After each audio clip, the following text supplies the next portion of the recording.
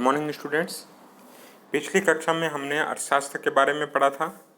अर्थशास्त्र की परिभाषा हमने पढ़ ली थी और इसके पश्चात हमने दुर्लभता क्या होता है ये भी पढ़ा और चुनाव क्या होता है ये भी पढ़ा तथा दुर्लभता और चुनाव अर्थशास्त्र के मेन इम्पोर्टेंट टूल्स हैं और इसके बारे में भी हमने पढ़ा। अब जो है हम इसके आगे अगले टॉपिक पे आते हैं। जो अगला टॉपिक है हमारा व्यष्टि तथा समष्टि अर्थशास्त्र। अब हम पढ़ेंगे व्यष्टि अर्थशास्त्र के बारे में कि व्यष्टि अर्थशास्त्र क्या होता है। व्यष्टि अर्थशास्त्र जो है जिसको हम माइक्रो इकोनॉमिक्स भी कहते हैं इंग्लिश में।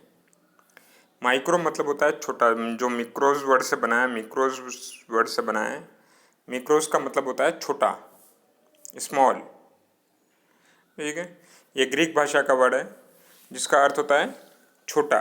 यानी कि अगर दो अर्थशास्त्र है हमारे पास में, एक माइक्रो इकोनॉमिक्स व्यष्टि अर्थशास्त्र और दूसरा है समष्टि अर्थशास्त्र मैक्रो इकोनॉमिक्स। मैक्रो का मतलब होता है बड़ा और माइक्रो का मतलब होता है छोटा, यानी कि छोटे लेवल का अर्थशास्त्र जो है व्यष्टि अर्थशास्त्र कहलाया। बड़े लेवल का अर्थशास्त्र यानी टोटल इकोनॉमी के बेस पे, पूरी अर्थव्यवस्था पर आधारित अगर हम अर्थशास्त्र का अध्ययन करते हैं तो वो समष्टि अर्थशास्त्र कहलाएगा। ये तो शाब्दिक अर्थ हुआ। अब हम आगे बात करेंगे व्यष्टि अर्थशास्त्र के अंतर्गत हम क्या करते हैं कि व्यक्तिगत इकाइयों का अध्ययन करते हैं। Most important thing is that हम व्यक्तिगत इकाइयों का अध्ययन करते हैं। किसका इकाइयाँ? व्यक्तिगत यानी इंडिविजुअल जो होगी, एक से रिलेटेड, केवल एक व्यक्ति से जो रिलेटेड होगी उन्हीं का ही अध्ययन इसके अंदर किया जाता है।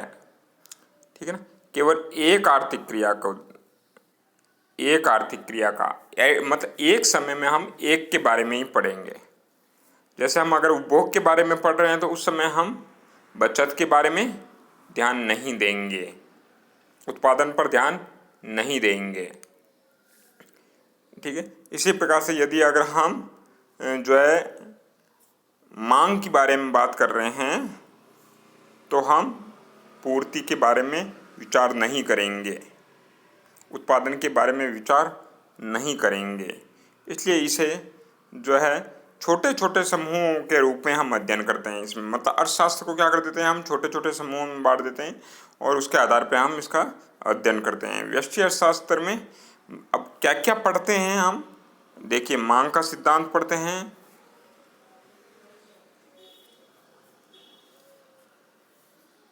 आगे उत्पादन का सिद्धांत पढ़ते हैं, आगे कीमत निर्धारण का सिद्धांत पढ़ते हैं, आगे साधन कीमत का निर्धारण पढ़ते हैं। ये सारे टॉपिक्स हैं जो कि हम व्यष्टि अर्थशास्त्र में पढ़ेंगे। इन टॉपिकों को हम अलग अलग चैप्टर वाइज पढ़ेंगे। ये हमारे सारे चैप्टर के या यूनिट के ही नाम है एक्चुअल में, और इन सब का अध्ययन व्यष्टि अर्थशास्त्र में किया जाता है। तो ये यदि नाम अभी याद नहीं हो रहे हैं तो कोई दिक्कत नहीं है, धीरे धीरे अपने आप जैसे पाठ याद हो जाएंगे तभी नाम भी याद हो जाएंगे। अब आता है समष्टि अर्थशास्त्र। समष्टि अर्थशास्त्र जैसे मैंने पहले ही बताया था कि मैक्रोज शब्द से बना है और मैक्रोज शब्द का अर्थ होता है समष्टि यानी कि बड़ा।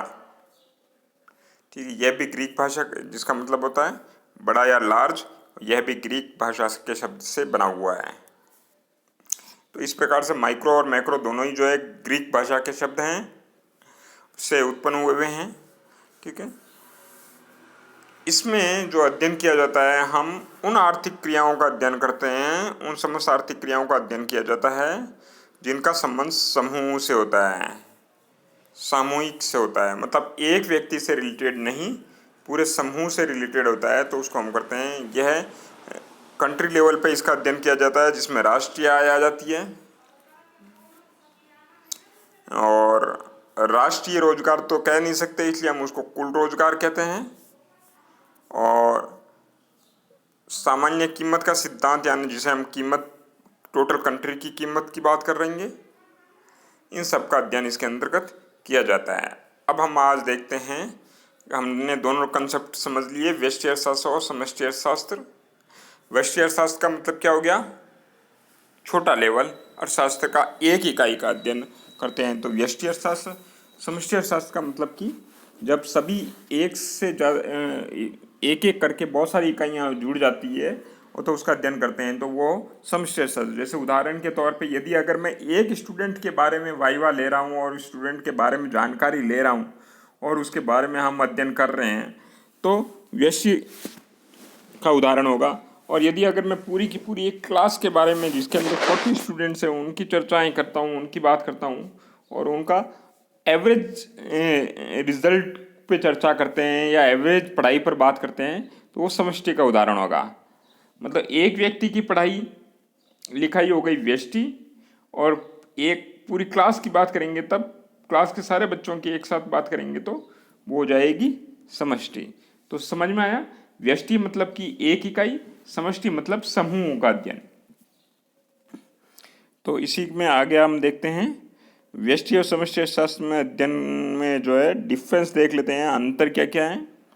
व्यष्टि अर्थशास्त्र में हम व्यक्तिगत इकाइयों का अध्ययन करते हैं। कौन सी इकाइयों का, व्यक्तिगत इकाइयों का अध्ययन करते हैं, यानी व्यक्तिगत स्तर पर अध्ययन किया जाता है। जबकि समष्टि अर्थशास्त्र के अंदर हम संपूर्ण अर्थव्यवस्था का अध्ययन करते हैं। क्लियर। दूसरा नेक्स्ट है, इसमें जो है आर्थिक समस्याएं जो होती है, समूह पे आधारित आर्थिक समस्याएं होती हैं, उसका अध्ययन किया जाता है समष्टि अर्थशास्त्र का। जबकि व्यष्टि अर्थशास्त्र के अंतर्गत व्यक्तिगत इकाइयों का अध्ययन किया जाता है। व्यक्तिगत इकाइयाँ कौन सी होती है, एक फर्म हो सकता है, एक व्यक्ति हो सकता है यानी घर का सदस्य परिवार, या एक उपभोक्ता हो सकता है। उपभोक्ता जो वस्तुओं का उपभोग करता है उसे उपभोक्ता कहा जाता है। फर्म यानी कंपनी की बात होती है। ये व्यष्टि अर्थशास्त्र मूल रूप से व्यक्तिगत फर्म या उद्योगों में उत्पादन व कीमत के निर्धारण से संबंधित बताता है। अब इसके अंदर हम किस चीज़ का अध्ययन करते हैं, हम इसमें एक फर्म का अध्ययन करेंगे। व्यक्तिगत फर्म बोलो या एक फर्म बोलो, एक ही बात है। एक फर्म या एक उद्योग की बात करें, एक फर्म के अंदर का उसका उत्पादन और कीमत, वो कैसे कीमत निर्धारित करती है, यानी एक कंपनी कैसे कीमत डिसाइड करती है, इस चीज़ का अध्ययन किसमें किया जाता है, व्यष्टि अर्थशास्त्र में किया जाता है। जबकि समष्टि अर्थशास्त्र के अंदर क्या करते हैं, हम संपूर्ण अर्थव्यवस्था की बात करते हैं और उत्पादन की बात करेंगे तो कुल उत्पादन की बात करेंगे, यानी टोटल प्रोडक्शन, एक फैक्ट्री का उत्पादन नहीं, जबकि सारी फैक्ट्रियों का उत्पादन कितना हो रहा है उसके ऊपर चर्चा करेंगे हम। तब वो क्या कहलाएगी, समष्टि अर्थशास्त्र कहलाएगी। जैसे एक फैक्ट्री, अगर मैं बोलता हूँ साबुन की फैक्ट्री के बारे में अगर मैं बात करता हूँ, साबुन में भी अगर हम रिन साबुन ले लेते हैं तो रिन साबुन की फैक्ट्री के लिए अगर हम उत्पादन की बात करते हैं तो वो किसका उदाहरण होगा, व्यष्टि अर्थशास्त्र का उदाहरण होगा।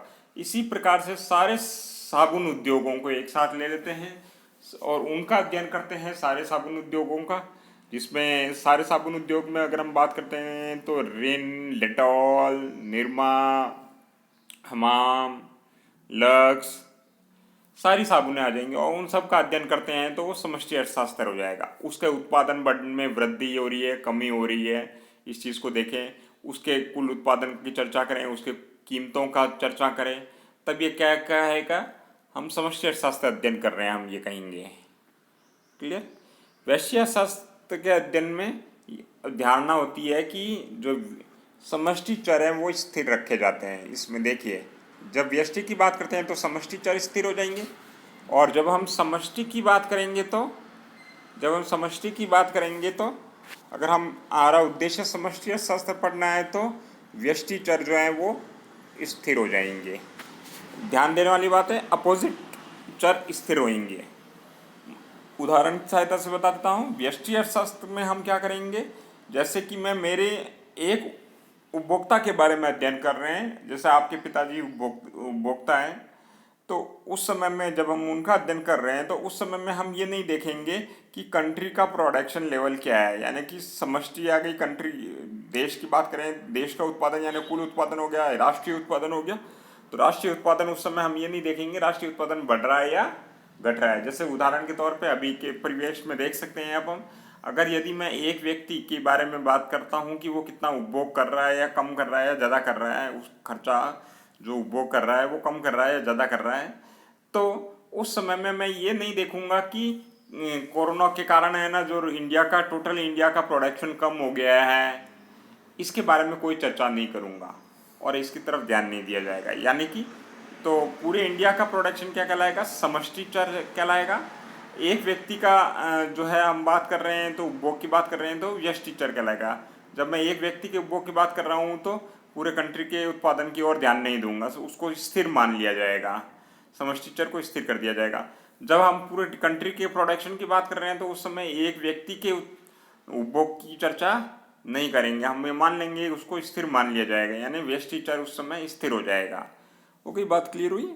ठीक है, नेक्स्ट आगे आ जाता है व्यष्टि अर्थशास्त्र की समस्या का संदर्भ में क्या होते हैं। अब इसका एग्जाम्पल है कि व्यष्टि अर्थशास्त्र में किस किस का अध्ययन होता है। जो पहले आपने बताया है, वस्तु की कीमत का निर्धारण, संसाधन कीमत का निर्धारण, ठीक है, मांग और पूर्ति का अध्ययन किया जाता है कि महत्वपूर्ण भूमिका के बारे में अध्ययन किया जाता है। जबकि समष्टि अर्थशास्त्र में अगर हम बात करते हैं तो इसके अंदर हम बेरोजगारी की बात करते हैं, निर्धनता की बात करते हैं, मुद्रास्फीति या कीमतों में वृद्धि की बात करते हैं। ये राष्ट्रीय स्तर की समस्या है। बेरोजगारी किसी एक व्यक्ति की समस्या नहीं हो सकती, ये संपूर्ण अर्थव्यवस्था की समस्या हो सकती है, देश की समस्या हो सकती है। निर्धनता, गरीबी एक व्यक्ति की गरीबी की बात नहीं हो रही है, पूरे देश की निर्धनता की बात हो रही है। पूरे देश में कितने लोग निर्धन हैं, उनको निर्धनता को हटाने के लिए क्या प्रयास किए जाने चाहिए, क्या योजनाएं चलानी चाहिए, ये सारा इसका अध्ययन किया जाता है। तो ये समष्टि चर की बात हो गई। ठीक, आज के लिए इतना धन्यवाद। कल जो है हम वास्तविक अर्थशास्त्र और आदर्श अर्थशास्त्र के बारे में पढ़ेंगे। तो आप आज का कार्य आपका यह है कि आप व्यष्टि अर्थशास्त्र और समष्टि अर्थशास्त्र की दोनों की परिभाषा लिखेंगे और व्यष्टि अर्थशास्त्र और समष्टि अर्थशास्त्र के बीच में, दोनों के बीच में अंतर लिख करके कॉपी प्रस्तुत करेंगे। धन्यवाद।